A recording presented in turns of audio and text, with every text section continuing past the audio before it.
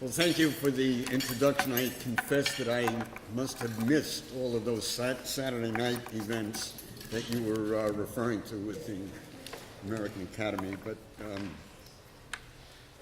sometimes you miss what is apparently important. Now, let me begin by saying how honored I am to have been invited to travel 6,000 miles from London, actually almost 8,000 miles, as I came directly from the World Congress of Jewish Studies in Jerusalem, in order to address this magnificent audience, and especially in this great synagogue named after Stephen S. Wise, who had such an enormous impact on our father, who decided to apply to the rabbinical program at the Jewish Institute of Religion after having heard Stephen S. Wise come to Cornell University, where my father was an undergraduate, and speak to a large assembly of primarily Christians. But my father was so impressed and so uplifted by that oration of Stephen S. Wise that really was a major part of his decision to apply and then to enter the Jewish Institute of Religion. Rabbi Wise conducted the wedding ceremony for our parents, remained an inspiration to our father for the rest of his life and beyond. And I have used the texts of Wise's sermons and addresses extensively in my academic work. Especially moving to me is the focus today on preaching for the High Holy Days.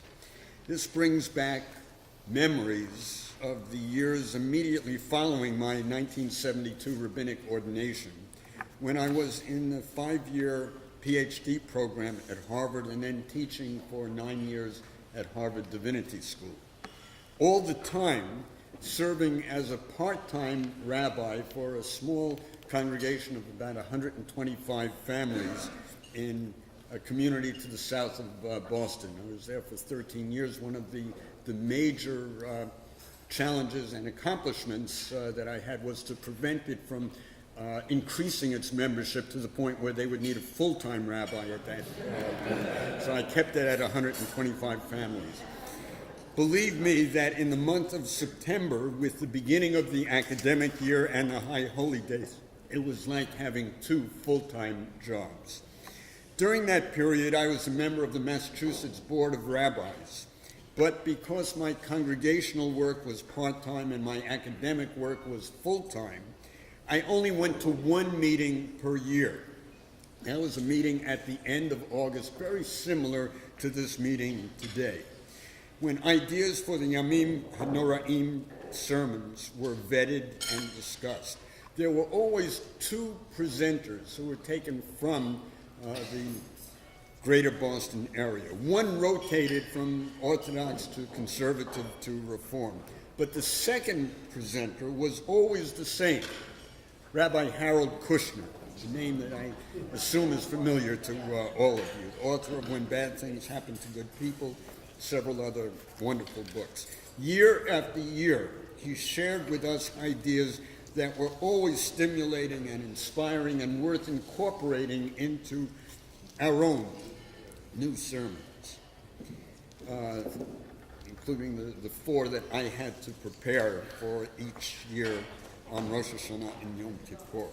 I remember vividly one of Kushner's recommendations. It was called, based on a children's picture book by Shel Silverstein, The Missing Piece. And I have my own sermon with that title somewhere in my file still for today. As for the other rabbis who presented, I can remember only one presentation, a sermon described by the rabbinic presenter with the title, The Saddest Word in the Bible. Now, he was referring to the final word in the parasha Vayesha, right? The first parasha in the Joseph story. Anybody happen to remember what the final word is in Hebrew? It's not surprising. It's Vayish Kachehu. Vayish Kachehu. You recall that Joseph interpreted the dream of the cupbearer to mean that the cupbearer would be restored to his position in Pharaoh's court, and he asked the cupbearer to remember him when that happened. Remember that he had given the explanation of the dream. The cupbearer was indeed restored, and the narrative continues, V'lo zachar sar hamashkim et Yosef vayishkachehu. He forgot him. Well, the rabbi told us about how he applied this word to so many situations in life, and how good he felt about a sermon that was based on a biblical passage and that carried the message of how often we forget people who have done something very important to us, who have had a real impact on our lives. And then the rabbi continued, when it came to the Oneg Shabbat, I stood and shook hands with the congregants and visitors, expressing some enthusiastic compliments about the sermon. Not a single person mentioned the sermon. They had already actualized the message in Vayishkachehu by forgetting the sermon. And I confess that I remember this story from more than 40 years ago, but have long since forgotten the name of the rabbi who gave us this idea. So I too am guilty of Vayishkachehu. Now, there are, of course, instances when a congregant will remember a sermon or a short part of the sermon that may not seem especially important to the preacher, but that happens to address a significant aspect of the listener's life. But I would like to speak to you today about sermons delivered on more dramatic occasions, when congregants are likely to be especially attentive to what is said in the pulpit. And I would like to introduce this theme of preaching in response to catastrophe by linking it with a major central passage in the liturgy for the Yamim Noraim, the Untitled Chapter, and the theology that it embodies. As we all know, the language in the opening part of Untitled Chapter suggests a heavenly court in which God, who serves as judge and arbiter, counsel and witness, reviews each individual, not just every Jew, but every human being, and decrees the destiny of each person for the coming year. This is powerful poetry that indeed should make us stop and think about our lives and our behavior. But is it to be understood literally, to conclude that every death in every possible manner is the result of a divine decision depending on what we deserve? Here I would like to introduce the central theme of my presentation, the relationship between Untitled Chapter and sermons delivered in response to catastrophic events. The study, analysis, and presentation of Jewish sermons as records of Jewish history has been a central theme of my academic research for the past 35 years, research and publication. I started actually as a medievalist, but discovered that there were relatively few extant texts responding to the major traumas of Jewish life. I know of no sermons reacting immediately to the Crusader massacres of 1096 in the Rhineland, or the expulsion of the Jews from England and in 1290 from France and 1306, from Spain in 1492, or to the mass anti-Jewish violence during the Black Death of 1348. Although it is difficult to believe that no sermons were delivered and addressed during these catastrophic events. But the records become much more accessible as we move to the modern period, and they are indeed deeply moving. In my book, Jewish Preaching 1200 to 1800, I published my translation from the Hebrew manuscript of a sermon delivered by a Polish preacher on the first time his congregation came together following the massacres of 1648.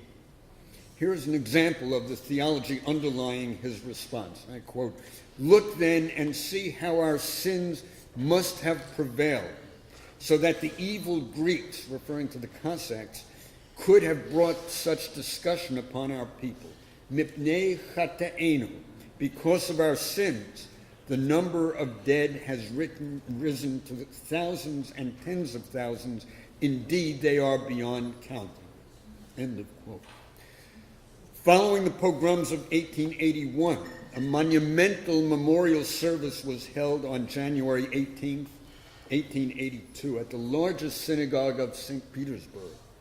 The Rabbi Avram Drabkin, who was actually one of the very first to preach in the Russian language, chose as his text from the parashah the obviously resonant verse, Amar Oyev Erdof Asiv. The foe said, I will pursue, I will overtake, I will divide the spoil, Exodus 15. The text of the sermon has apparently not been preserved, but we have information about it that is extremely important. Peretz Smolenskin, a major figure of modern Hebrew literature, and who was an eyewitness describing the occasion, wrote, and I quote, my pen trembles in my hand as I recall the impact these words had on those present in the synagogue. It was as if a single sigh burst forth from the hearts of all the listeners, quickly transformed into a thunderous sound that made the walls of the synagogue rattle. Rabbi Drabkin had to desist from his sermon for about 10 minutes until those present were able to restrain their weeping. And according to the report of another distinguished Zionist, quote, even the rabbi who was preaching could not restrain himself. He covered his face with his hands and wept like a small child. Of course, the greatest ongoing challenge to Jewish preachers of the 20th century was the encounter with Nazism. This is the topic of my book that is currently in the final stages of copy editing with the Hebrew Union College Press, entitled Agony in the Pulpit, Jewish Preaching in Response to Nazi Persecution and Mass Murder, 1933 to 1945. I have used selected texts from sermons, only those that have clear dates presented in chronological order, in order to document what the rabbis knew and when they knew it, and how they presented the ever-worsening facts to the congregations that were gathering together at particularly important times of the year, especially the high holy days and Pesach. Some 135 different rabbis are presented from 15 different countries, though primarily from the United States and England, and passages from the sermons of Stephen S. Wise delivered between sermons and addresses delivered between 1933 and 1945, probably the largest number from any rabbi.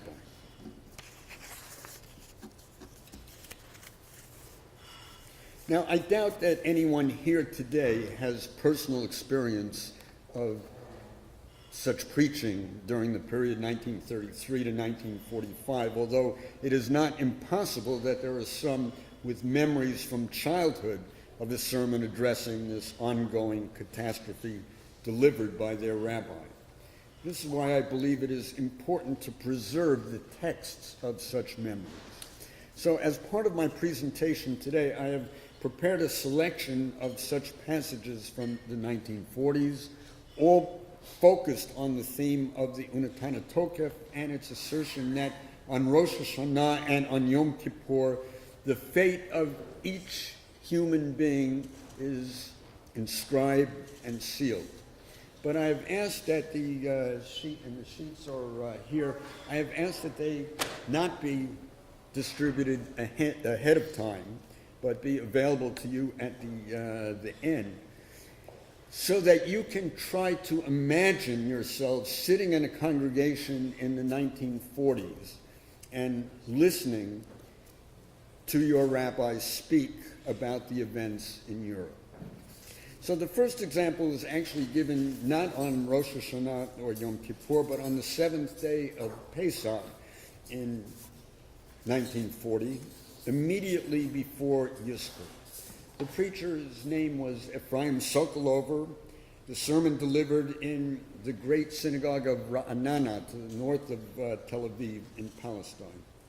Sokolover had studied in the Beit Midrash of Slobodka and in the Lomza Yeshiva. Then he came to Palestine in 1924, studied in the yeshiva in Hebron before moving to Ra'anana. The texts of 50 of his holiday sermons, which were written soon after their delivery, were published in his book called Pnei Ephraim. And here he is in April 1940 wrestling with the tension between the spirit of the holiday, right, which is a very joyous one, and the realities in Europe. I quote, "How did we just sing this pleasant song, Az Yashir Moshe?" Then Moses and the Israelites sang this song to the Eternal. At a time when our Jewish brethren in Poland and Lithuania were drowning in the sea of indescribable suffering and persecution, and also in other places where the oppressor's cruel hand holds sway. And we feel that his hand is spread over all the lands of Europe where there are centers of Jewish life. We have committed a great sin up to now, for we have not yet given public expression to our feelings of participation in the suffering of our brothers and sisters in the diaspora. Nevertheless, at this moment when we are preparing to make mention of the tens of thousands of pure and holy souls that have fallen to their death at the hands of the enemy during the wild and bitter winter, some by the sword and some by hunger, some by stoning and some by strangulation, using the language of Unatana Tokef, we should also make mention of those who remain in embittered life and those who are hovering between life and death. Let us dedicate our hearts and focus our thoughts to the conditions of their lives. Second passage was delivered during the same year, 1940, in a very different context. This was on the first day of Rosh Hashanah in an overflow service held at the Hampstead Synagogue in London. It was a service held for refugees who had been able to come from Germany to England. And these special services were sponsored actually by the chief Rabbi, Joseph Hertz, even though in some cases they were for Jews who came from Germany with a liberal background. And the preacher, Ignaz Maybaum, had been a liberal rabbi in Germany, and for some 15 years he had been delivering sermons in German to this congregation. But now, September 1940, during the Blitzkrieg, he wrote that one cannot, even when most of the listeners are German-speaking, preach in the German language while German bombers, as on this Day of Atonement, roar overhead during the service. Now, after the war, Maybaum served as a rabbi of a leading London Reformed synagogue and lecturer on homiletics at the Leo Baeck College. He also wrote several books on the theological implications of the Holocaust. Here is his Rosh Hashanah 1940 sermon, the title of which is "Who Shall Live and Who Shall Die? The London Battlefield." Unquote. God, who is our shepherd, is our judge. It is he who decides, in the words of the prayer for this day, who shall live and who shall die, who at the measure of man's days and who before it, who shall perish by fire and who by water, who by the sword and who by the wild beasts, who by hunger and who by thirst, who by earthquake and who by plague, who shall be brought low and who shall be upraised.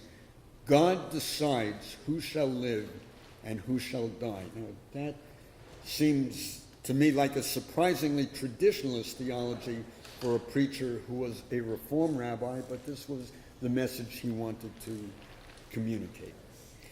Following Rosh Hashanah, September 22nd, 1941, we hear once again the Orthodox Rabbi Ephraim Sokolover in Ra'anana, Palestine.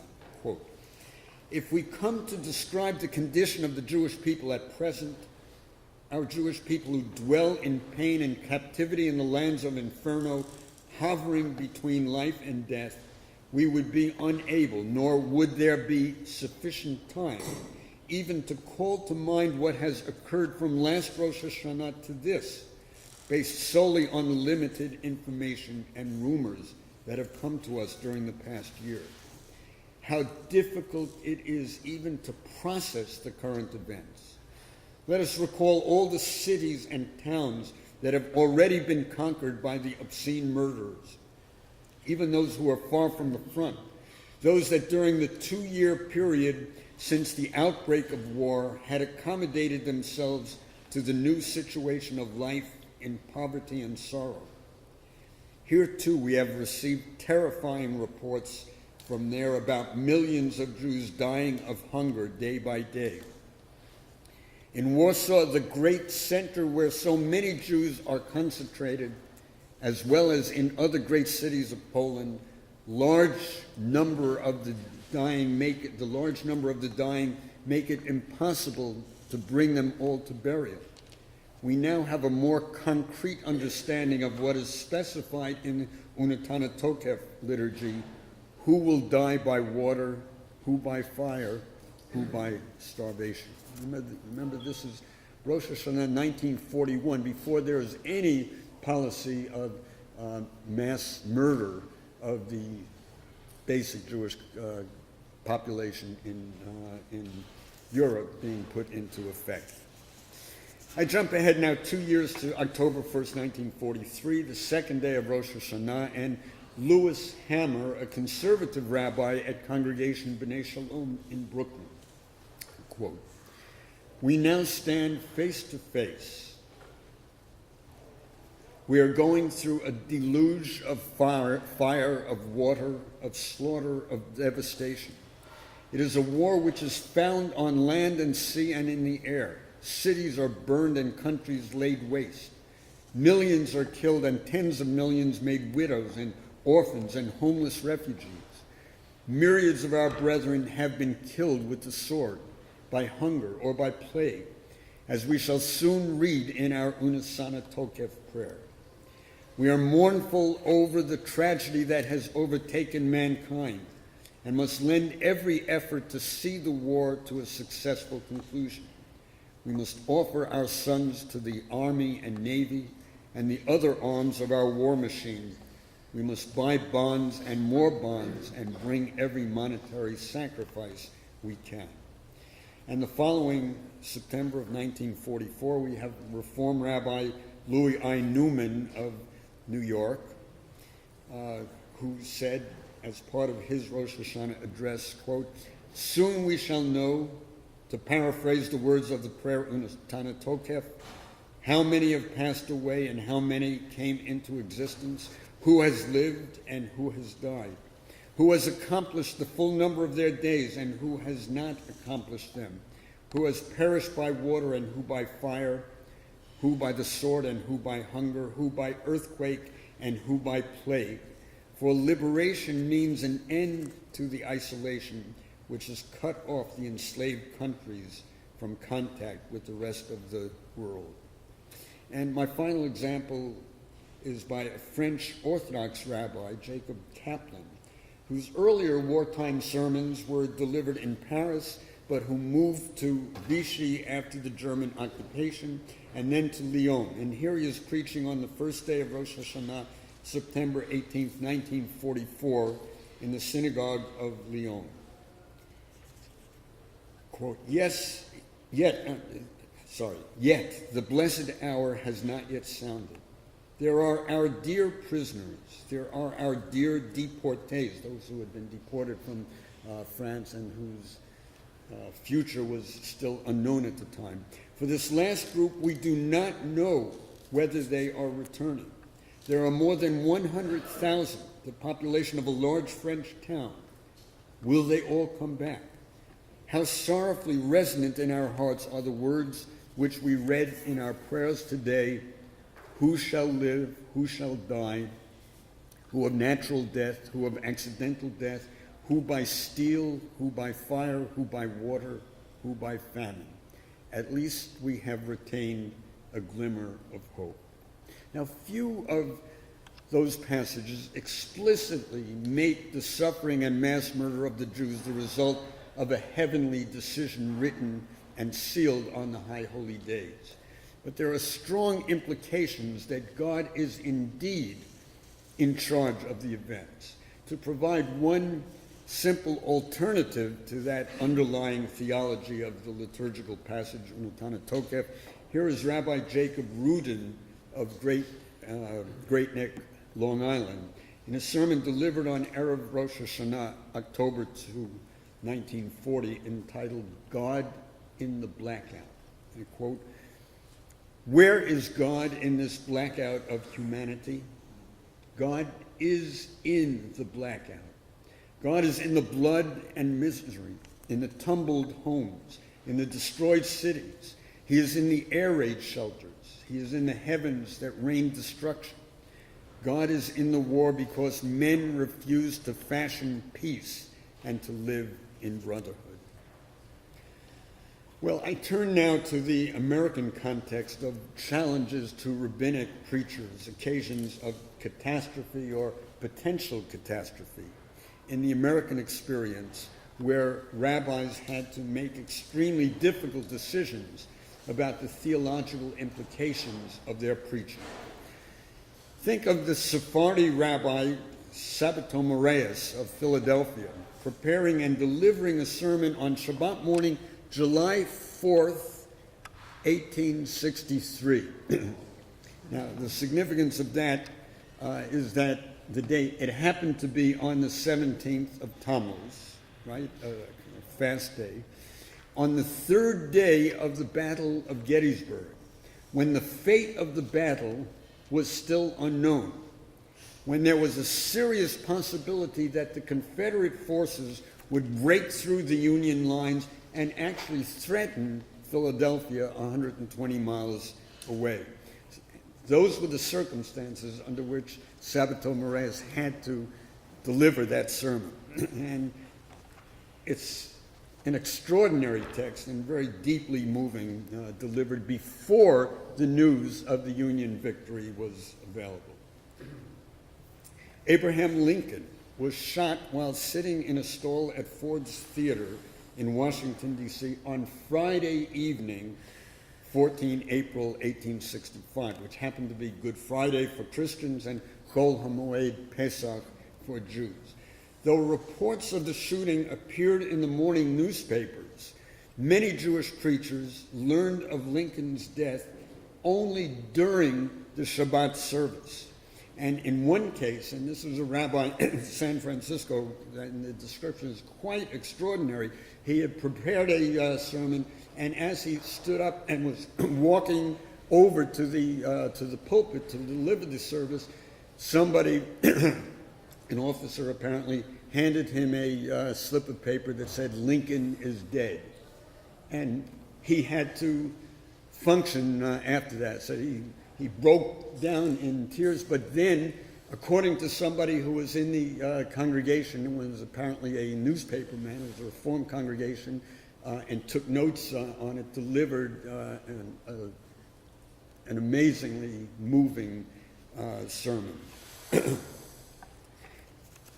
To bring it back to much more recent times, many of us will certainly remember first hearing the news of the assassination of John F. Kennedy on Friday, the 22nd of November, 1963. Here too, the challenge was more immediate for rabbis than it was for their Christian colleagues, who had an additional day and a half to process and to prepare their sermons before the next major occasion on Sunday morning. The news of his death was broadcast a little before 1 p.m. Eastern Time in the United States. Except for the incorrigible procrastinators in preparing their sermons, most American rabbis had completed preparing their Friday evening sermons by then, or at least were well along in preparing them. The news of Kennedy's death stopped everything, overcome by shock, disbelief, anguish, anger, uncertainty. Rabbis, like all other Americans and many throughout the world, were for a time incapable of thinking beyond the moment, gathering in every detail as it emerged from radio and television reports. And then, of course, reality imposed itself. There would be a worship service in the synagogue that evening. Attendance would be closer to that on Kol Nidre than on an ordinary Friday night. Should the rabbi deliver the sermon he had planned? Before very long, the option of using the prepared sermon seemed impossible. People needed to hear their rabbi say something that recognized the event. And that was more than merely recapitulating the facts and the thoughts being expressed throughout the media by many news commentators and international heads of state. There was little time to prepare, and there would be high holy day-sized crowds at the Friday evening service. What to say? A real challenge for rabbis at that time. David, I'm sure, remembers our father going through that. You were at the service. And of course, somebody mentioned at one point the assassination of Martin Luther King 50 years ago. That was my first year in the rabbinical program at the New York School of HUCJIR, and I was, they had students reading the daily service for 5 days a week, and that was my week. And I, very sort of untutored in this, had to not give the sermon, but to incorporate some reaction to the events that everybody felt so painfully as part of the service. And of course, all of us remember the preaching challenge after Tuesday, September 11th, 2001, to which David referred earlier, whether on the following Shabbat or on Rosh Hashanah beginning the following Monday evening. To ignore it was unthinkable, to say something original all but impossible. What message needed to be heard, especially in communities where family members were mourning their dead or still hoping for survival? Should the emphasis be on the inhuman viciousness of the perpetrators or on the failures in American foreign policy that might have caused such a response? Here is one example, a sermon delivered by Reform Rabbi Elias Lieberman of Cape Cod, Massachusetts, on Friday evening, September 14th, the first congregational service after 9/11, 3 days before Rosh Hashanah. Part of that sermon was actually carried on NPR on the next Sunday morning. That's how I first became aware of it. And here's what he said, quote, "Above all else, we need to maintain the perspective which Judaism affords us. We recognize that God is the source of life and death, joy and sorrow, the source of the valor and self-sacrifice which led firefighters, police, and emergency workers into the heart of the maelstrom. And what of evil? Does God stand behind twisted minds and bitter hearts who scheme the destruction of thousands of innocent lives? My own understanding of God is rooted in that which is ultimately unknowable. God as the source of all. And evil? Ironically, this week's Torah parasha, Nitzavim, provides me an answer. It is always about choice. Well, allow me to turn now to two personal memories that powerfully illustrate the problem of God's role in catastrophe and the challenge of appropriate response from the pulpit. The first occurred early Sunday morning in January 1968 when I was in the first year of rabbinical studies at the New York School of HUCJIR. A telephone call from my mother informed me that there had been a fire in the home of one of our synagogue families, apparently beginning with a cigarette ember that a guest the previous evening had let drop in the crease of a living room couch. The father, his name was Leonard Levy, the mother, Ruth, both active members of the synagogue, and the three youngest of 5 children, aged 16, 14, and 9, had all died in the fire due to smoke inhalation. A 21-year-old daughter, Helene, whom I had actually once dated, survived with injuries because she was sleeping in an attic bedroom and was able to leave through a rear window. A 19-year-old son was in the army posted in Japan. I have vivid David, I think you were in Cornell at the time, so not at the funeral service, but, pardon? You came down for that. So we both then have vivid memories of the funeral service and the eulogy delivered by our father, standing above and then following 5 coffins being wheeled out of the sanctuary in Temple Emmanuel of Linwood. The second event occurred 40 years later. It was a Friday night, Shabbat Hagadol before Pesach in 2008. Jacob Rubenstein, 58 years old, who had entered the PhD program in Jewish Studies at Harvard the same year that I did, was a rabbi of a flourishing modern Orthodox Young Israel congregation in Scarsdale, one of the most affluent communities of Westchester, New York. Our URJ president, Rick Jacobs, then rabbi of a large Reform synagogue in Scarsdale, had a very close friendship with Rabbi Jake. Early Saturday morning, while Jacob Rubenstein and his wife, Deborah, were asleep, lightning struck the home, setting fire to the roof and the attic, which collapsed on the second-floor bedroom. By the time the fire department arrived, it was too late for them to be saved. No other house in the vicinity was affected. Congregants came to the synagogue that following morning, Saturday morning, to discover that between Kabbalat Shabbat and Shachrit of Shabbat Hagadol, their beloved, brilliant, vivacious rabbi and his wife were dead. The words of Unatana Tokef appear to affirm that on the previous Yom Kippur it had been sealed in the heavenly computer, that this family, asleep with 3 children and this esteemed rabbi and his wife, would die by fire. And possibly even that God had decided when and where and dispatched the lightning to this one house in order to do the job.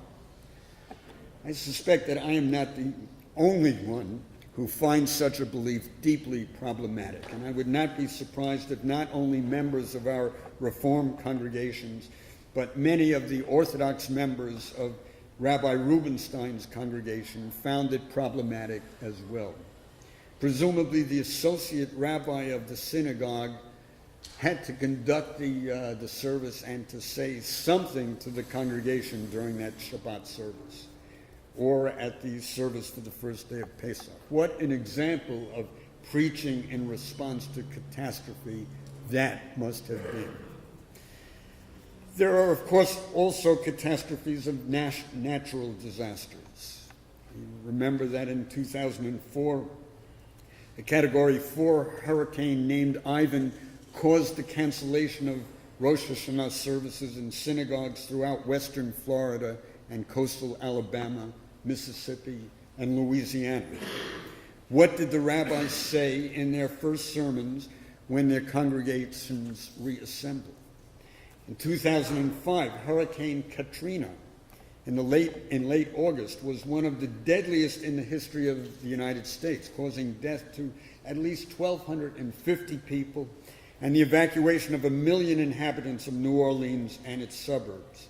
In Congregation Beth Israel of New Orleans, all 7 of the Torah scrolls and 3,000 of its prayer books were destroyed. I have no idea what the rabbi said when they first came together again.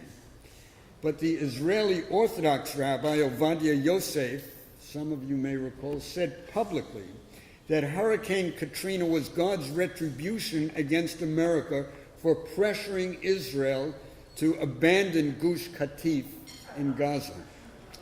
He also said in a weekly sermon that the hurricane caused havoc because there was not enough Torah study in New Orleans. What can one say in the face of such primitive, childish, or senile thinking?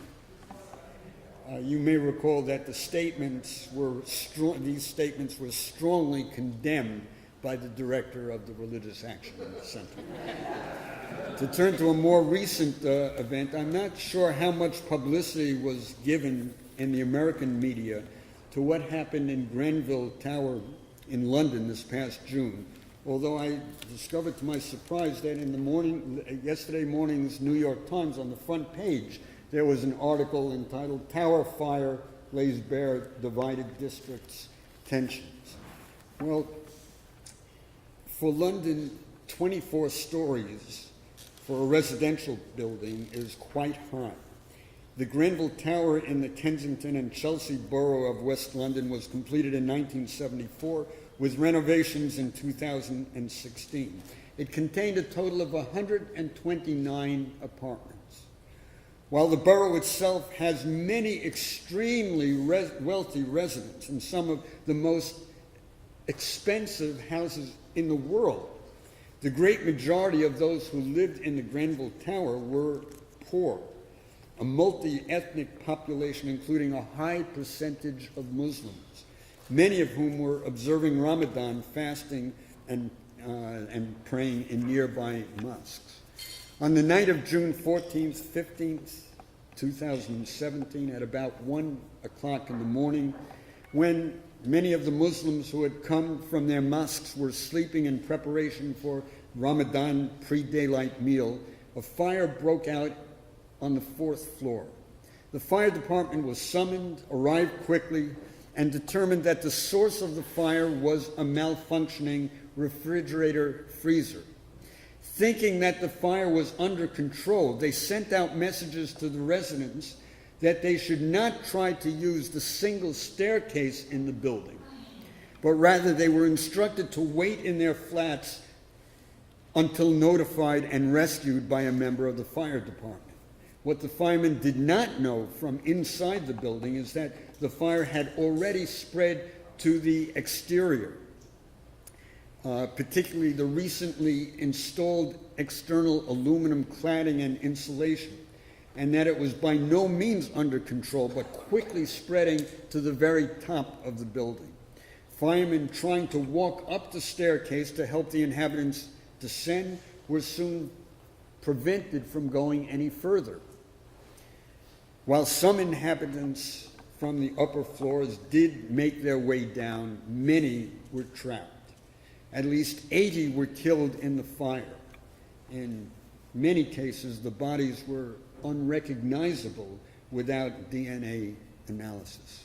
Well, there was a great outpouring of sympathy for the victims, with churches and mosques opening their doors to receive those in need. But what about the religious dimension to this? To what extent did the Muslim imams in their sermons respond with Allahu Akbar, attributing what happened to the power and will of God? To what extent will Jewish preachers in September include this harrowing event under the rubric of, on Rosh Hashanah it is written, on Yom Kippur it is sealed, who will live and who will die, who by fire and who by water? To what extent should we explicitly distance ourselves from this application of the belief in divine omnipotence? Was God indeed directly responsible for the major catastrophes of the past that were inscribed and sealed during the period of the days of awe?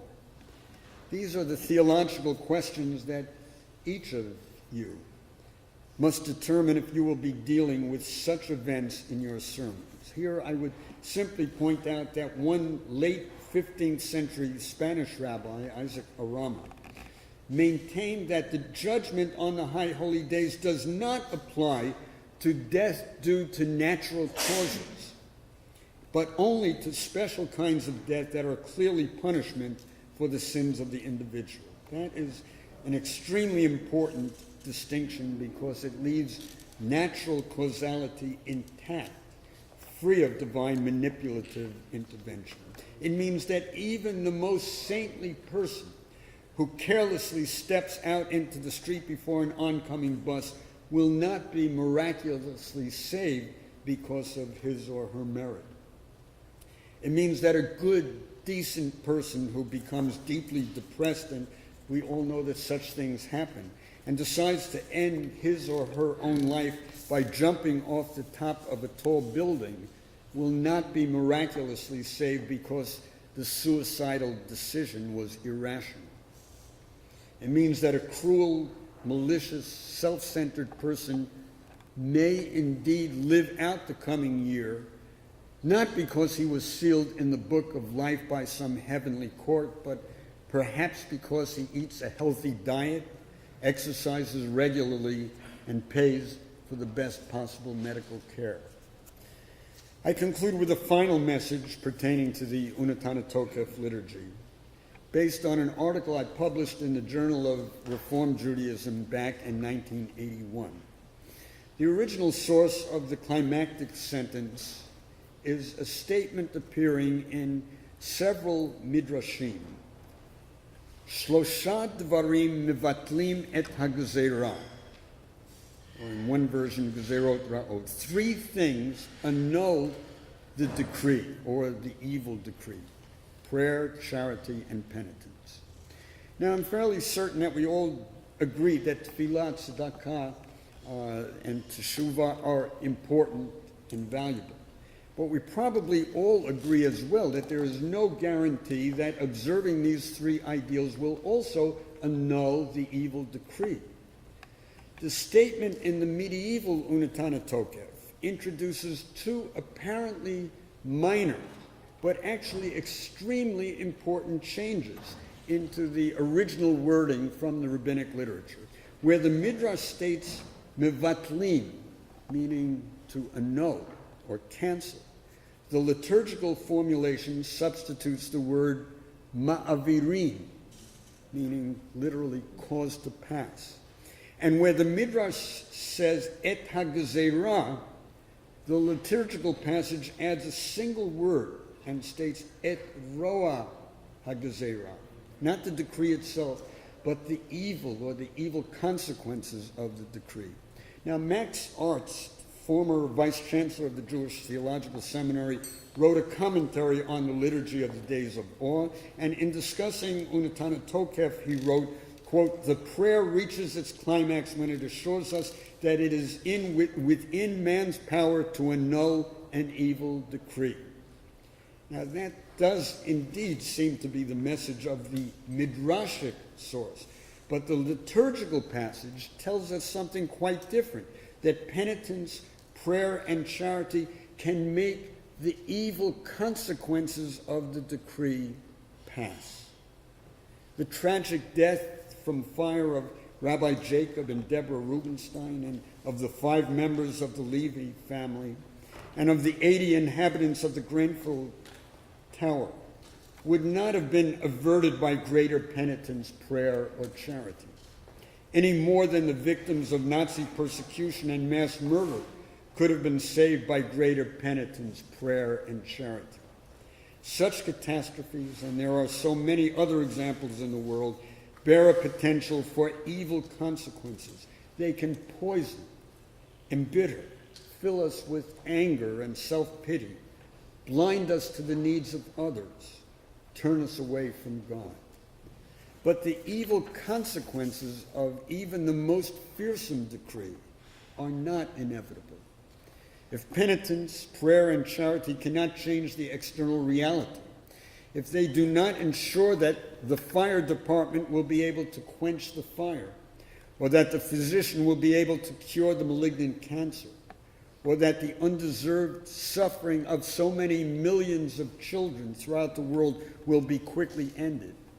They can ensure that the evil potential in these realities will not necessarily become long-enduring, but will pass. Penitence, prayer, and charity can enable us to transcend the evil of the decrees that are so prevalent, both on an individual and on a communal level. My point, I hope, is clear.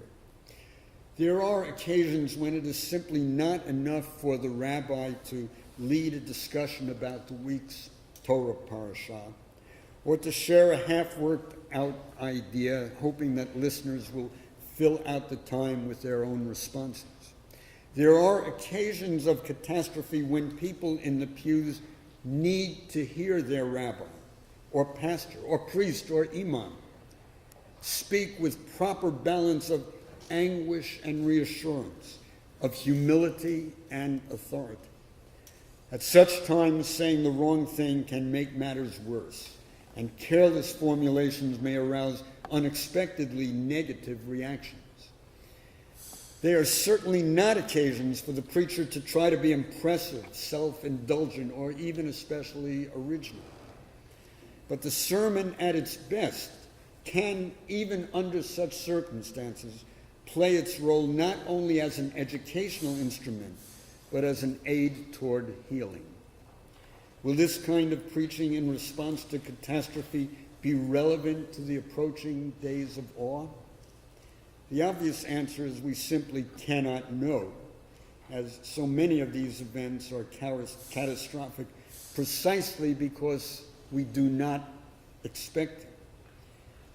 Despite our hopes and prayers that there will never be another occasion analogous to the events I have discussed, should we not be prepared to read and explain the Untitled Chapter in light of the unexpected catastrophe?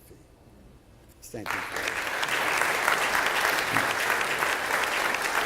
I'd like to comment on what you said, Rabbi Saperstein, that it's within man's power to annul an evil decree, even though you have to continue that penitence or good works throughout your life. Many years ago, because I was around for some of those preachy services during the war. Even though I was a young person, I still remember and how awesome the rabbis appeared. But many years later, I directed a play by the late great Rabbi Gunther Plaut, which he had written, one-act play called Trains, and it recounted his agonized feelings on the train leaving Germany, leaving everything behind him. He had just graduated in law the year that the Nuremberg laws came out, and he therefore could not practice law as a new lawyer. And through his family connections, he was able to secure a berth, learning how to be a rabbi in the United States. So the train was the first leg of his trip. And he was the narrator in his own play. He acted as the narrator. And we just had a harpsichord through his narrations, and the rest was acted out. So there are many ways of delivering a sermon. That was a wonderful sermon, that I've never forgotten, and he did become a rabbi, a great rabbi. Thank you. Yeah, just to clarify, I thought at the beginning you quoted me as saying that, representing my own view, that it is within man's... Pardon? That the Midrash states that it is within human power to annul the decree. But the important thing in my message was that that had been changed in the language of the Untitled Chapter that we have. Okay, other comments, questions that people have? And let me, anyone, Steve? No. So we try to process what to do with how to actually comment on the current President of the United States. That's an ongoing catastrophes, the consequences of which we can make pass. There are two sides. Right. Now the addition of our we're not talking about that.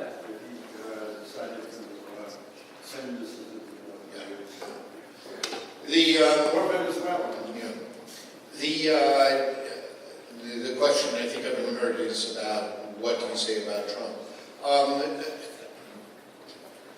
This is a very tough judgment call which you have to make, whether to speak on Trump per se during this time, or whether to speak on the issues, the kinds of issues that I was talking about before, the corrosiveness of discourse. And you can talk about the president's contribution to the corrosiveness of this, the divisiveness of American society, the persistence of extremists in our community, of racism and anti-Semitism, etc. It's one thing to talk about those in the president's contribution to it.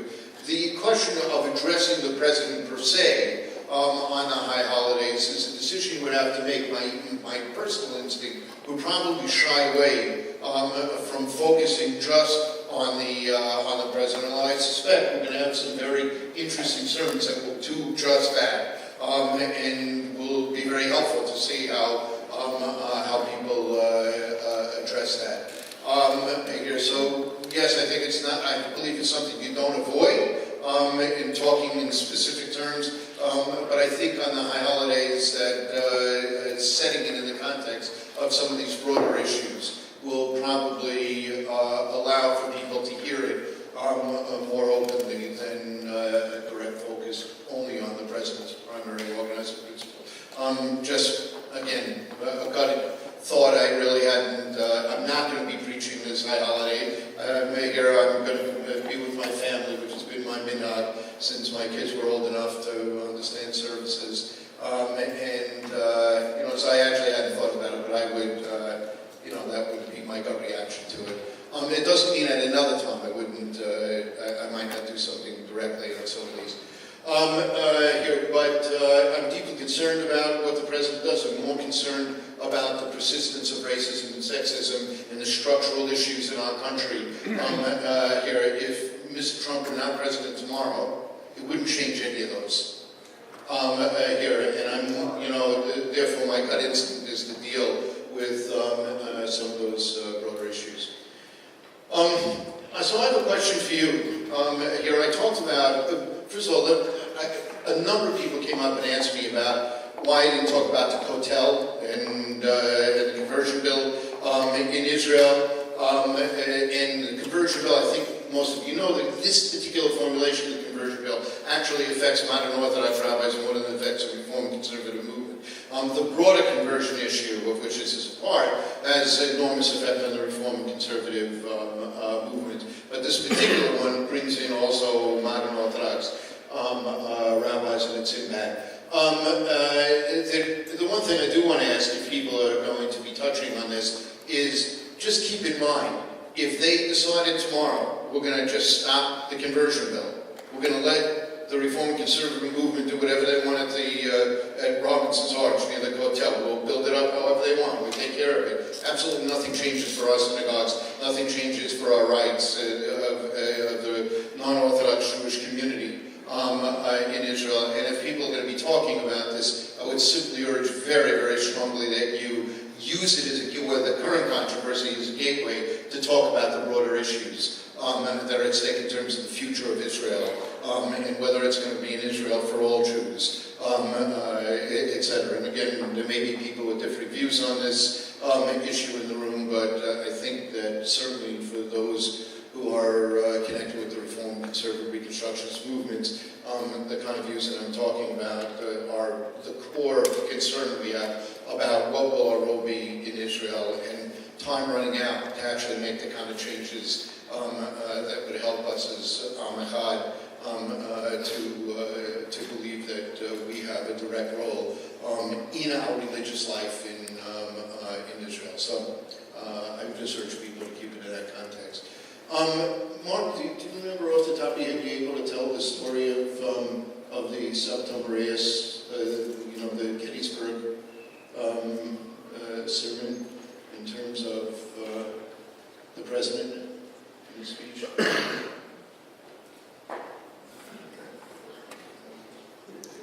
Oh, okay. Yeah, this is a little sidelight of that, not directly relevant to the theme that I was addressing, but it is relevant to the sermon I referred to by Saperstein delivered on July 4th, 1863. And that is that he, at one point in the sermon, and this was published in a local Philadelphia newspaper, and I came across it in the archives in Philadelphia, I think it was. At one point, he was just introducing something about American values. He says, now, 77 years ago, when the Declaration of Independence was established, and then goes on at the details. Well, this was rather striking to me, because what do we associate 77 years ago? Gettysburg Address. Gettysburg Address, which was? Yeah, Lincoln's Address, but when? A couple weeks later. Well, more than a couple of months later. I think it was in the autumn that the Gettysburg Address was made. So here, the question is, did Lincoln really create that phrase, or did he borrow it from a sermon that was given by Saperstein Boreas? Well, what I found was that there was a publication of this, of Boreas' sermon, and that it's not at all impossible that Lincoln took that phrase from a Jewish preacher. Right? So you never know when a phrase that you use in a sermon may be elevated to a much greater height than you can imagine.